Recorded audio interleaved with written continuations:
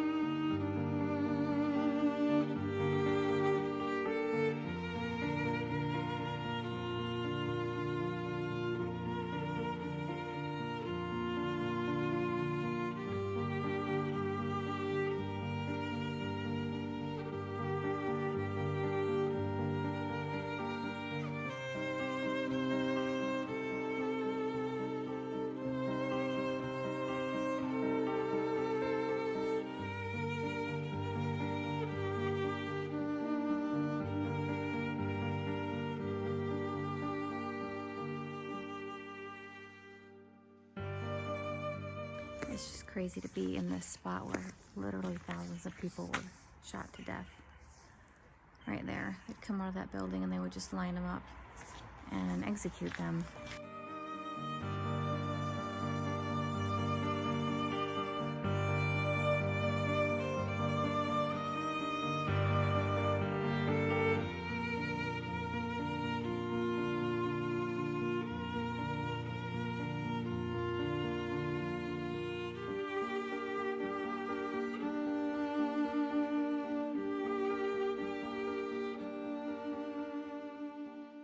Okay, this beam right here, this iron rod, is where they would hang prisoners on across this bar right there.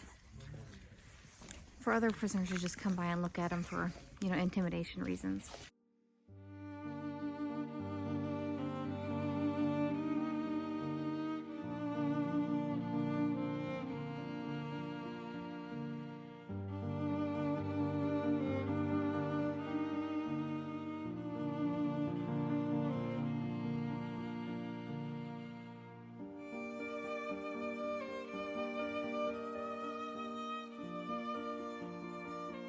Just got out of the gas chamber and it is, I can't express like the feeling of being in a place where thousands of people were mass murdered. Thousands of people were in there and murdered. It is the worst feeling. But at the same time, I want to be able to experience it because to honor their lives that were lost, you know. They existed, they were real people, and they were murdered, and for us to never really, you know, forget this part of our history, to never ever let something like this happen again. Okay, so now we're getting ready to board a bus to go to Birkenau. I'm sure it's close by, to do a tour of that concentration camp. It was really, Birkenau was really just a death camp, not a concentration camp. They didn't really do any labor there. So we're at Birkenau right now, and you can see the railway tracks right there. So they would get off the train station, they could get off the train, and they were immediately sentenced to death. They were just ripped apart, and they had no chance at all. According to the tour guide, they didn't really know what was going on. They didn't know what was going to happen to them. But yeah, it was pretty immediate once you got to Birkenau, because that was the purpose of this camp, was just extermination.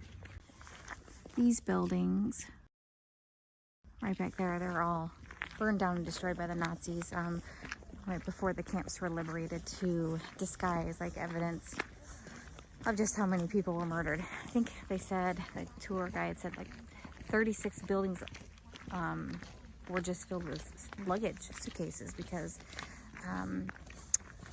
they were told they could bring a certain amount of luggage with them. Anyway, so they would store them here at Birkenau. And then it just got so overfilled. There was photographs of the suitcases just piled on top of outside everywhere. Eventually they were all just burned and destroyed.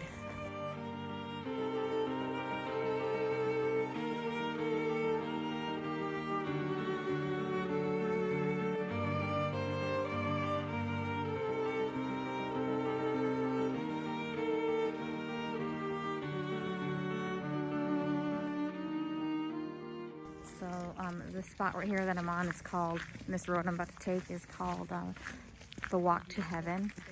And so there would be a German officer standing right here, and they would just tell you, go right, go left, and if you were sent left, it means you would walk down this road and you were to be executed. It could be 30 minutes after you got here, off the train, immediately executed.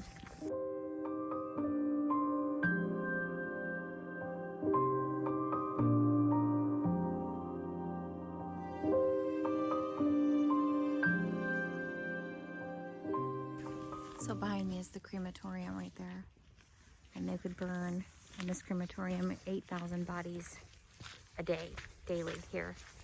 And my tour guide was saying that, you know, what do you do with the ashes of all these dead bodies? And they said that they would just use them as fertilizer on the ground. Can you imagine? Because there's no trace left of these people. That's the saddest part. There's no, I mean, where I'm standing right now basically is just a giant cemetery. You can see more of the blown up remains.